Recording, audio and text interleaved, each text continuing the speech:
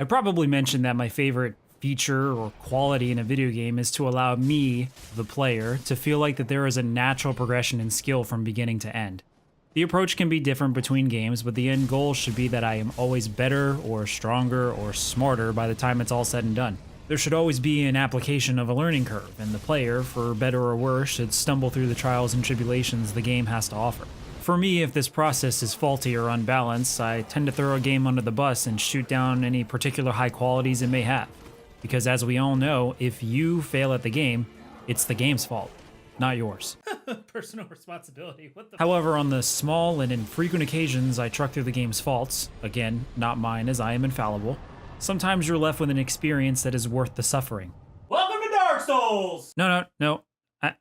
I mean, yes, we could beat that horse until it's no longer dead, but just a sticky paste buried in the dirt. But what I am talking about is Monster Hunter World, my first foray into the series. However, I was warned of the steep learning curve that this series is notorious for, and that it's not very friendly to new players. I never had conversations with fans or friends that explained the great parts of the game. It was always, stop, dangerous curves ahead. Do not pass go, do not collect these monster parts. You're gonna fail a lot and die, and the game isn't gonna tell you except how to swing at a monster and to retrace your steps and learn on the fly and welcome to Dark Souls! Nope. Sorry. No more comparisons to the Soulsborne series. Well, maybe. What Monster Hunter does well is give the player just the right amount of information and let the player figure the rest out at their own leisure. This is a tricky thing to convey, as how much information should we give? How should we present the pieces of gameplay? How do we put all the pieces together? Will the player figure it out before getting too frustrated with the lack of information, or will they bail at the first sign of the game holding hands with you across the street? I'm pretty sure we've all been there on both sides of this equation. It can get incredibly aggravating to see tutorials of how to do basic actions in the game, especially hours into your adventure, or have the games introduce new materials and concepts and halt the pacing of a game to a complete stop, in order for you, the player, to learn how to use or do said thing. Having things like this packed neatly near the beginning I think could get a pass, but multiple hours into a game I shouldn't have to hear Peppy screaming at me, "Use the mouse to get through!" And on the flip side is a whole nother conundrum in itself, as some games leave the player with very little to no information of the rules or expectations of the player's actions. They may give you a base objective, teach you the game through more unobtrusive ways, or just show a bit of what you're going up against, but ultimately they leave most of the control in your hands. I watched my wife try Stardew Valley and after 10 minutes say, "What the fuck am I supposed to do?" And fans of Stardew Valley would probably say, "What are you talking about? You can farm, you can meet the townsfolk, get married, explore and cultivate your land. The possibilities are endless." And quite honestly, both of you are right.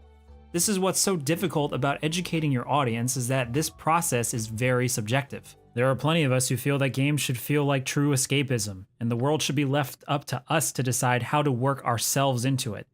And there are also plenty of us who don't want to think too much about the actions that we're doing, so we want the game to feed the information to us and get our positive feedback that way. Hell, I've been on both sides for this. Dark Souls, I told you I'd bring this shit back, was excellent about teaching the player how to play with a short tutorial, contextual clues, and showing the player what to expect moving forward.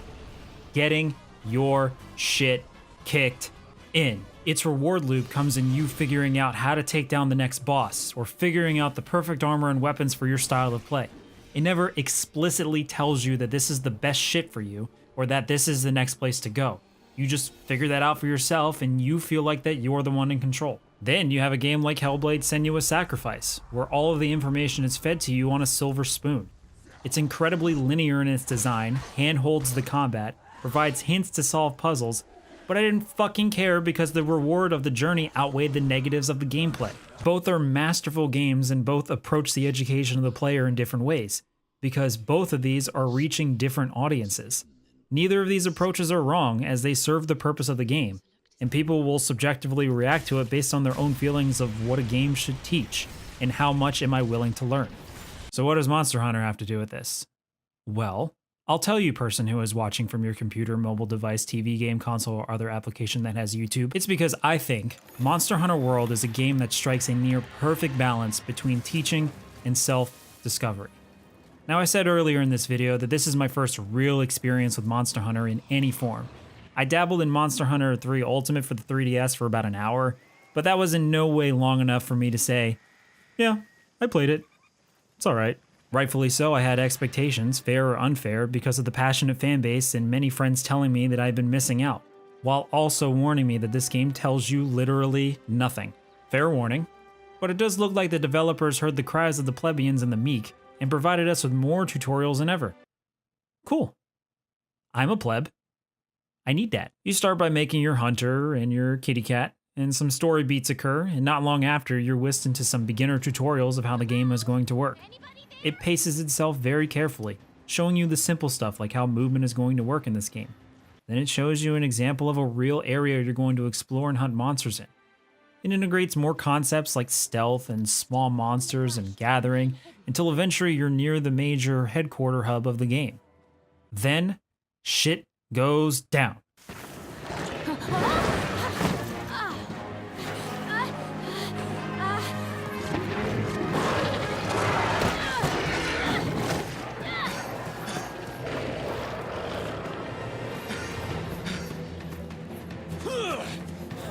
Don't mind me.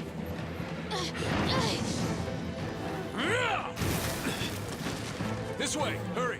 This is a prime example of what we call player fantasy. You can sort of akin this to what Egoraptor said about Mega Man X. You know, the part in the tutorial where you get your ass handed and Zero comes in and saves the day. This is almost to the T the same concept as you watch another professional hunter with armor and weapons that you can earn as a player jump on this monster's back and corral him. You just look at this and say, oh fuck, I want what he's wearing. I want to do what he be doing. Let's do that. Well, don't worry. You're gonna. And if that wasn't enough, bam! Look at that. Monsters have a hierarchy, and bigger monsters will attack smaller ones to either eat them as food or defend their turf. There's so much learning for the player in just the first few minutes of the game, and none of it ever feels overwhelming. And the learning keeps going for the first few missions. The game introduces you to all the weapon styles and allows you to test them all out at your convenience until you find the ones that you like the most. Then it shows you how a hunt will go, as your first few hunts are on small creatures and monsters that you were exposed to in the early cutscenes, making sure not to overwhelm you with too much. You're probably thinking by now, hold up. This game is literally telling you everything. Look, the button combos are right up there. It's showing you how to track and hunt monsters with all these little bug thingies. Nothing is left for the player to discover on their own. What are you talking about? Au contraire, mon cherry. It's coming. After the game shows you all of the many facets and systems, it begins to slowly take the gloves off. It has an expectation for you as the player to start mastering and commanding the ins and outs of what this game was trying to teach you, and after a few hours, you're gonna apply it. Monster hunting on paper is just long boss fights. Sometimes stupidly long boss fights, but boss fights nonetheless. Each one gets progressively bigger and badder, more challenging and less predictable. No two monsters fight the same, and there is an understanding between yourself and this game that you will have to adapt your plans of attack in order to get that sweet, sweet loot. Now it's time to flex those brain muscles. It's up to you, the player, to realize your lessons and teachings and to adapt and overcome the challenges this game will throw at you. It tells you very little about the monsters you hunt, and it's up to you to make that discovery. What are they weak to? What type of environment should we fight them in? What weapon types are good for breaking parts? What parts can break? Should I use traps? What kind of traps? I think you get the idea. The game shows you how to track and to gather information on your prey, but it's up to you to make use of that information. In fact, you have to hunt the same monster multiple times in order to ascertain all of the information that's available to get. It gets even deeper with that, as a big portion of the hunt is the preparation. You as a player have to make the decisions of what meal to eat before you leave, what weapons and armor will be most effective for hunting this specific monster. You also have to outfit your palico and... Hang on. Have I mentioned how cute these fucking things are? Look at them. It's a kitty. You have to decide what types of items to bring along for your quest, and think of everything you can in order to turn the tide of battle in your favor. Everything is incredibly deliberate and provides a strong sense of pride and accomplishment when you take down your target. Everything revolves around this gameplay loop.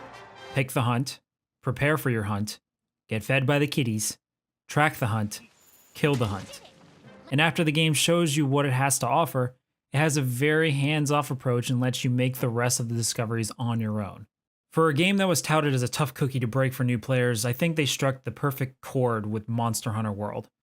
For me, the first few hours of hand-holding were absolutely necessary, and for a returning hunter I can see this being a bit cumbersome as most of the gameplay elements have not really changed. Monster Hunter hasn't innovated more than it has iterated, but for a new person here to this world and its rules, I'm glad it took the time to show me what the fuck to do here. I would probably forget to eat or make potions or gather materials or get new armor for Kitty if it weren't for the meticulous pacing of the first few hours of the game. Then it takes the training wheels off and says, the world is your oyster. Now go hunt that oyster or whatever. Can I hunt an oyster? I don't know. Before this point, I placed the blame more on the game and its ability to convey its lessons to you if you fail. But now that the game has kicked you out and you're on your own, the failures of your hunts are now on you. But every successful hunt is yours. You did it. You tracked the monster, you studied its patterns, you knew where to strike, you ate the right food, you loved your kitty. That kill is yours. You earned it. Great job, buddy. Monster Hunter World is a unique and complex game that doesn't really have many like it. It created its own set of rules and gameplay quirks to separate itself from the rest of the stuff that's out there. It's obtuse, but with this latest entry, it made great strides to allow a larger audience to make its way into the series. It slowly introduced ideas and concepts that will be used for the rest of the game until it let you start doing everything on your own. It understood your need for some guidance if you're new to the world, but also respected your intelligence as you made those strides of progress on your own. I'm pretty happy I was convinced to get this game, and I'm going to be eternally grateful for its lessons that it passed down to me. But like every baby bird, eventually you have to leave the nest and make your mark on society. So as I was leaving, it gave me a nice kiss on the head, a big ol' hug, and said, son, you're a grown-up now. Get the fuck out of my house. Okay, Mom, sorry, geez. Actually, I still have a load of laundry in there. Can I just grab that? Get the fuck out of here! So I appreciate everybody who took the time to watch this video. And if this is your second time around after watching the first one, then hey, you're a super cool person. You know that? Super, super cool. So yeah, like and subscribe or something. You know, maybe check us out on Twitch. Or, you know, we do D&D. We do cool stuff. Like us, please.